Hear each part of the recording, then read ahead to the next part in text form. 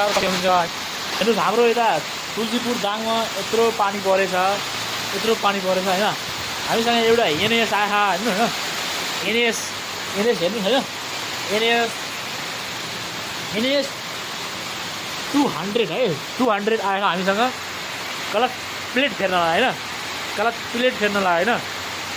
हामी colour plate खोलेपछि के भयो हेर्नुहोस् होइन, म तपाईँको देखाइछु। हेर्नुहोस् कलर प्लेट हामी खोलेँ, सबै खोल्यौँ, यो सबै खोल्यौँ हामी।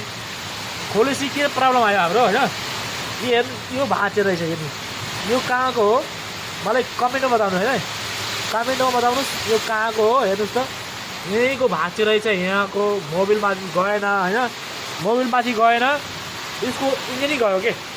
यहाँ स्टार्ट गरेपछि लागेको त्यसले आवाज यति खतरा आवाज आयो यसको इन्जिनै गयो के।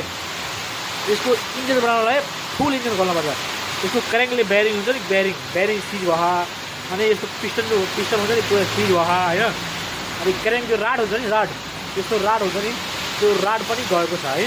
अनि यसले खोलेर यस्तो होइन अब रिपेयरिङ गर्छौँ, खोलेर मात्रै चेक गऱ्यो होइन। हेर्नुहोस् यहीँ लाग्ने हो यो दाती, यहीँ लाग्ने हो क्या, यो यहीँ लाग्ने है। हेर्नु है नेक्स्ट पार्टमा तपाईँको देखाउँछु होइन, फुल भिडियो हेर्नुहोस् है।